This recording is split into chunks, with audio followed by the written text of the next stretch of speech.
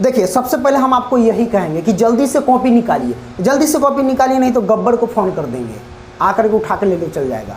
जल्दी से कॉपी निकालिए। मैं इसलिए कह रहा हूँ कि भैया ये जो मैं चैप्टर एक ही वीडियो में समाप्त करने वाला हूँ और ऑब्जेक्टिव के साथ साथ सब्जेक्टिव भी क्लियर हो जाएगा, इसमें कोई दिक्कत नहीं है। हम पढ़ाने वाले क्या है वो जान लो। यहाँ पे देख सकते हो ढाते विश्वास, एनसीईआरटी क्लास 10th हिंदी का ये जो चैप्टर है वर्णिका भाग 2 का, ये इसको हम कह सकते हैं सेकेंड चैप्टर।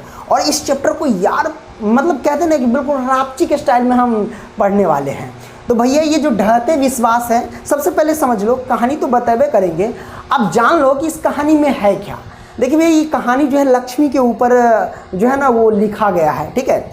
इसमें क्या है भैया कि लक्ष्मी और लक्ष्मी के परिवार वालों तथा उनके गांव के जितने भी लोग हैं उनको क्या है कि बाढ़ से लड़ना है, यानी बाढ़ से बचना है।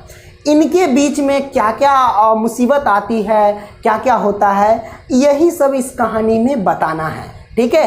कोई दिक्कत नहीं, इसमें कितनी की मौत होती है, कौन बचता है, यही सब तो बताना है। कैसे बांध को बांधता है, कैसे बचाने की कोशिश करता है, यही सब है इस कहानी में। तो भाई ज़्यादा कुछ है नहीं, ओके। तो चलिए स्टार्ट करते हैं। तो भैया सबसे पहले हम जानते हैं कि ढहते विश्वास इस कहानी का नाम है। इनके लेखक का जो नाम है भैया वो सात कोरी होता। तो ढहते विश्वास कहानी जो है इनके लेखक का नाम कौन है, तो सात कोरी होता। ट्रिक भी हम आपको बताएंगे कि कैसे ट्रिक से हम याद करते हैं। और इनका जो जन्म हुआ था सात कोरी होता का वो 29 अक्टूबर 1929 ईस्वी को, ठीक है, इनका जन्म हुआ था। अब देखिए इनका जो भाषा है, किस भाषा में लिखा गया था, उड़िया भाषा में लिखा गया था, जो कि ये उड़ीसा की कहानी है, ठीक है। और इनके अनुवादक यानी ट्रांसलेट जो किए थे हिंदी में वो राजेंद्र प्रसाद मिश्र किए थे। कौन किए थे, राजेंद्र प्रसाद मिश्र, क्योंकि ये उड़िया भाषा में हम लोग पढ़ रहे हैं हिंदी में, है ना, तो इनको कोई ना कोई अनुवाद करने वाले होंगे ना, तो वो किए थे राजेंद्र प्रसाद मिश्र। क्लियर, कोई दिक्कत नहीं। अब हम ट्रिक से याद करेंगे। देखिए भैया सात कोरी होता, ट्रिक हम लगाते हैं। देखिए भैया सात कोरी होता, अच्छा ये तो अति हो गया क्या बोलते हैं, इसके लेखक का नाम ही हो गया। हाँ, कहानी हमारे पास है ढहते विश्वास।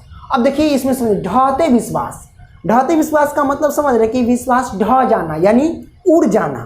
क्या है, उड़ जाना। तो विश्वास उड़ जाना, उड़ को रिलेट करो उड़िया से, तो आपको पता चल गया कि ढहते विश्वास यानी विश्वास उड़ जाना। ढाना मतलब उड़ जाना, और उड़ को रिलेट करो उड़िया से, तो पता चल गया कि ओ ढहते विश्वास जो है ना ये किस भाषा में लिखा गया, उड़िया भाषा में। अब इसके लेखक का नाम हम याद करते हैं। ये जो ढहते विश्वास है इनके लेखक का नाम देखिए। सबसे पहले विश्वास कब ढह जाता है, देखिए भैया हम आपको एक ट्रिक बताते हैं।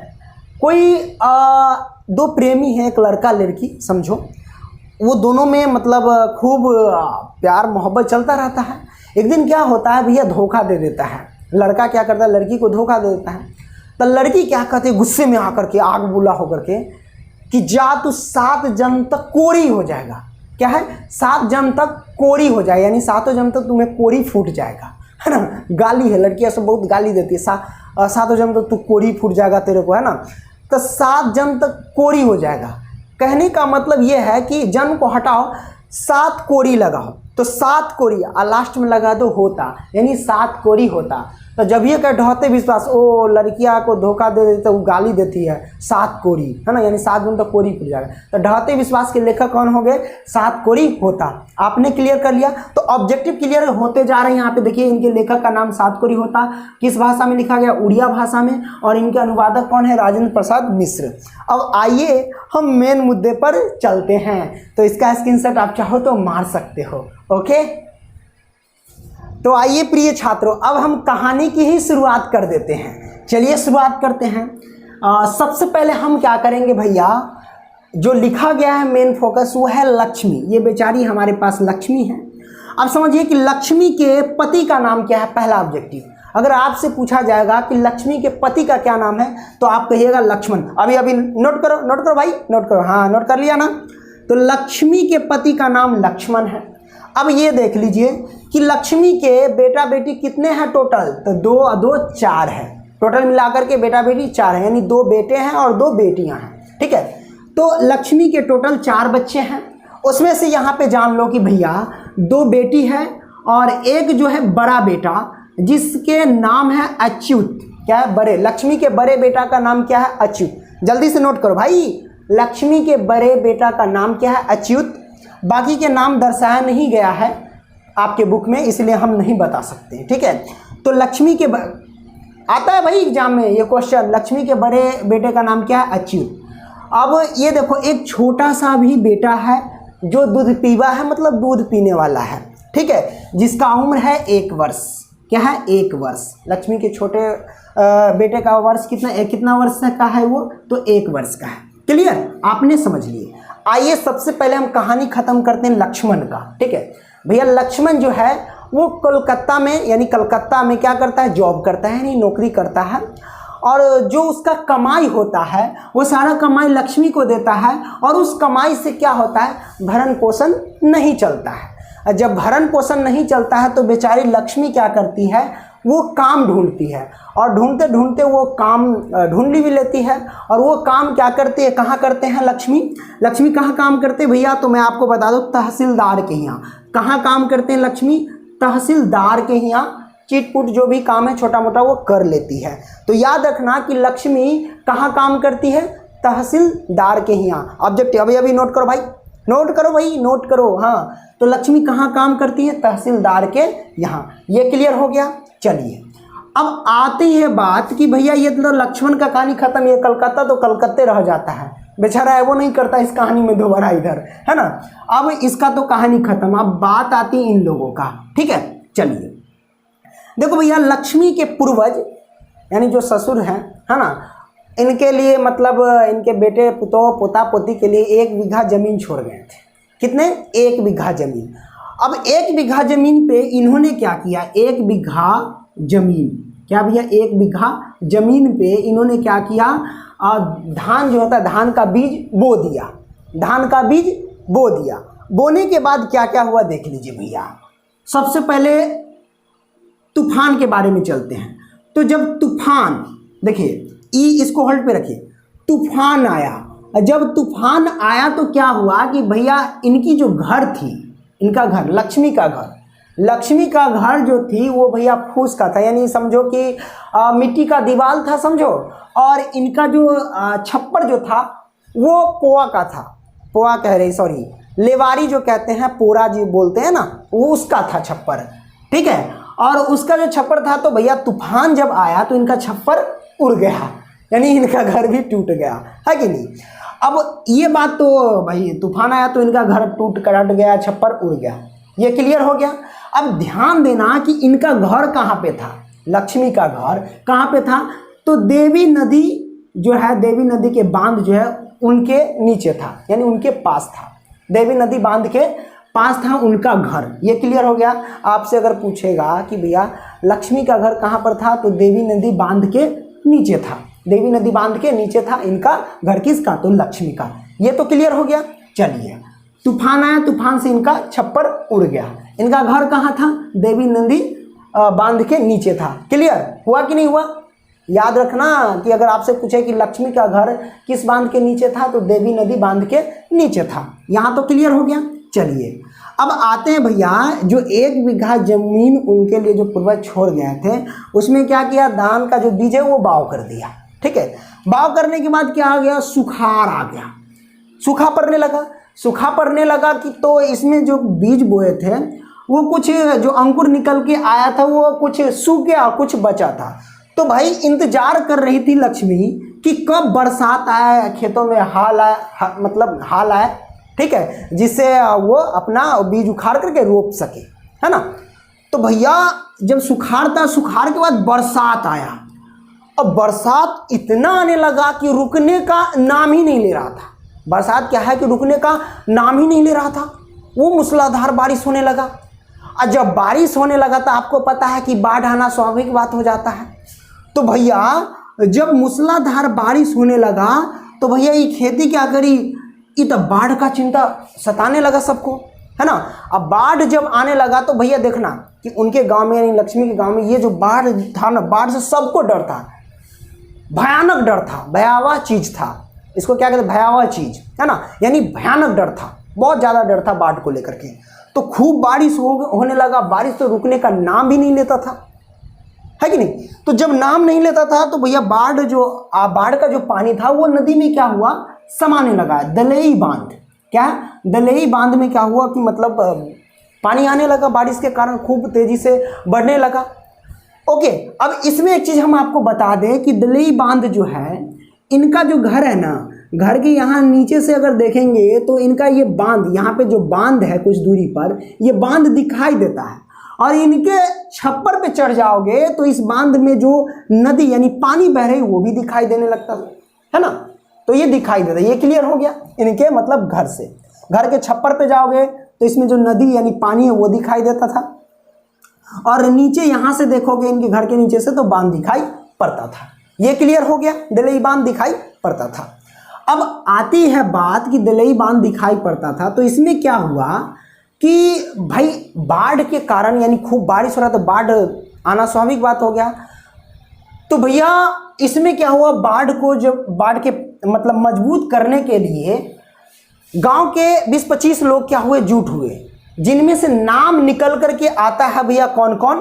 तो यहाँ पे आप देख सकते हो, गुणनिधि, अच्युत, शंकर, मकरा, चंद्रा आदि लड़के लोग है ना, नवयुवक सब निकल करके आया कि बांध भाई टूट जाएगा तो पूरा गांव क्या है ध्वस्त हो जाएगा।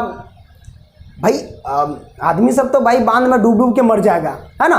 तो इसीलिए उन्होंने क्या किया, बालू, रेत है ना, गिट्टी वगैरह सबका जो बोरी सब था उसको लेकर के इसको बांधने का तैयारी, जहाँ जहाँ छिद्र था वो बांधते गया है ना। ऐसे मतलब ताकि पानी जो है ना वो गांव में प्रवेश ना कर सके, ऐसा इसलिए उन्होंने ये सारे के सारे युवक सब क्या किया, इसको खूब मजबूती देने लगा।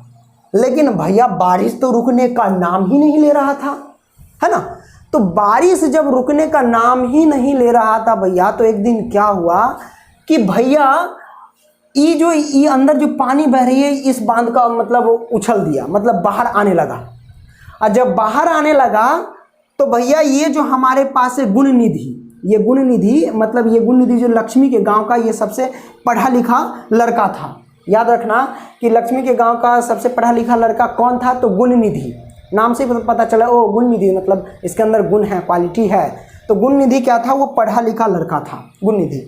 और ये जो गुणनिधि है भैया, गुणनिधि ये क्या किया, सरपंच, क्योंकि सरपंच जी है जो गुणनिधि को बोल रखा था, सरपंच जी गुणनिधि को बोल रखा था कि अगर क्या है कि बाढ़ का पानी जो है भैया अगर वो फैलने लगे यानी बांध को लगे कि अगर तोड़ने वाला है तो हमें खबर करना।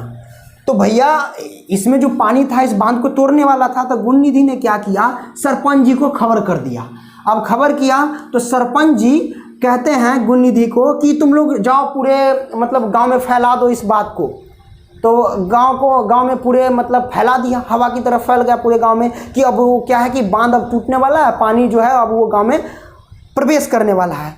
तो सभी लोग क्या किया, बौखला करके इधर उधर सब अपना जो भी हुआ ले करके क्या किया, भागने लगा। अब भागे तो भागे कहाँ, तो उस गांव में स्कूल था, तो उस स्कूल में क्या किया, सब जाने लगा। तो स्कूल में 2 रूम था, उस 2 रूम में लगभग 400 व्यक्ति समा गए। और जो व्यक्ति बच गए वो सारे के सारे एक ऊंची टीला पर चले गए। क्या है कि ऊंची टीला पर क्या भैया चले गए।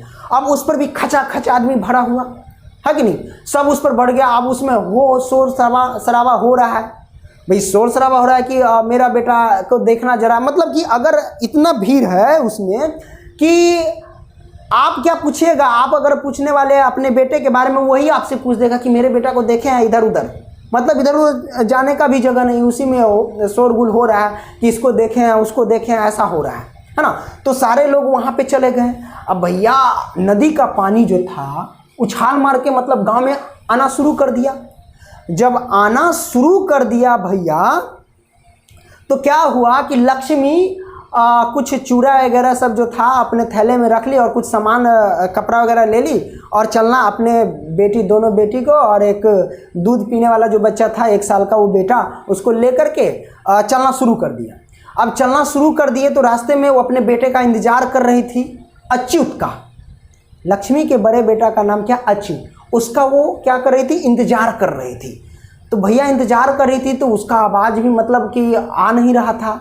तो फिर वो क्या की, बढ़ने लगी। तो पीछे से उसको ऐसा महसूस हुआ कि मेरा बेटा मामा करके चिल्ला रही है। देखा पीछे घूम करके कोई नहीं था और इतने में वो चलने लगी। इसमें क्या हुआ कि उसको देर हो गया, है ना। जब जब चले तो बीच रास्ते में गिर भी गई, या जब तक गिरे और उठे उठे तब तक वो ठेवना भर के आया कि पानी भी आ गया था। तो भाई जाते जाते क्या हुआ कि एक बरगद का पेड़ आया। क्या है भैया, बरगद का पेड़ रास्ते में। पानी तो भाई पूरे गांव में फैल ही गया था। बरगद का पेड़ तक पहुंचे तब तक वो मतलब गले तक पानी भी आ गया था। और गले तक पानी आने से पहले जब वो लक्ष्मी गिरी थी तो उनकी जो 2 बेटी थी ना, उसको आगे ही भेज दिया था कि तुम लोग चले जाओ, भाग जाओ, है ना। तो 2 बेटी को भेज दिया था और एक बेटा को जो दूध पिलाने वाला था उसको रखी हुई थी। तो वहाँ तक जब पहुँची, जहाँ तक गर्दन तक पहुँच गया था पानी, तो बरगद का एक डाल क्या किया उसने पकड़ ली, पकड़ करके और उस पर चढ़ गई। बरगद के पेड़ पर क्या हुआ कि वो चढ़ गई, है कि नहीं। तो भैया चढ़ गई और चढ़ने के बाद वो क्या हो गई, बेहोश हो गई। बेहोश हो गई तो 2 दिन 3 दिन तक लक्ष्मी क्या थी, उसी पेड़ पर बेहोश पड़ी हुई थी।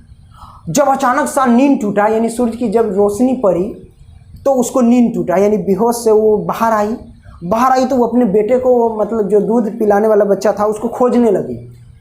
अब खोजने लगी तो मिला भी नहीं, और प्लस में देखी तो नीचे क्या है कि मतलब बहुत सारे लोग मर मर के भंस रहे हैं, भैंस सब वगैरह सब, जानवर सब वगैरह सब भंस रहे हैं, है ना।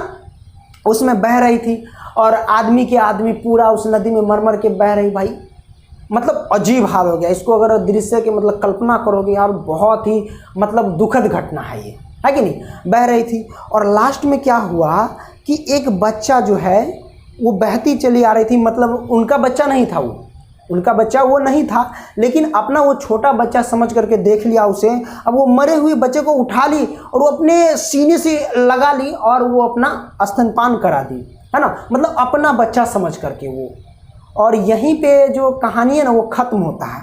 और ख़त्म होने के साथ साथ हम एक चीज़ और बता दें कि ये जो हीराकुंड बांध है, हीराकुंड बांध, ये किस नदी को घेर के रखा है, तो महानदी को।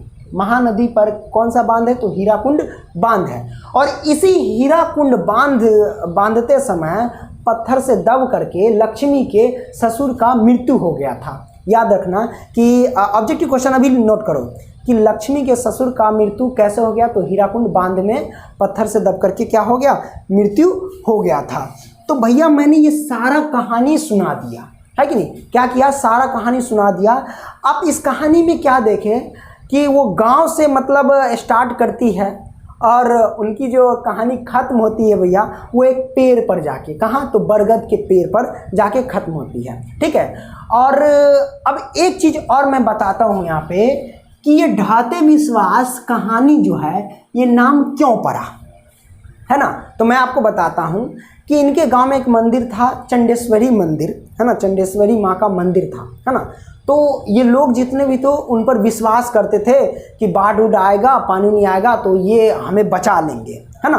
तो भाई कोई नहीं बचाया, है ना। देवी देवता कोई नहीं बचा पाया, आदमी से विश्वास मतलब उठ गया। तो भैया किसी पर विश्वास नहीं है, सब बार मतलब उसको धोखा मिला, है ना। सब पर विश्वास उठ गया, विश्वास ढह गया। इसीलिए इस कहानी का नाम रख दिया गया था ढाते विश्वास, जिनके लेखक हैं सात कोरी होता, है कि नहीं। समझ रहे हैं ना। तो भैया ये कहानी यहीं पे समाप्त होती है। चलिए इस पर हम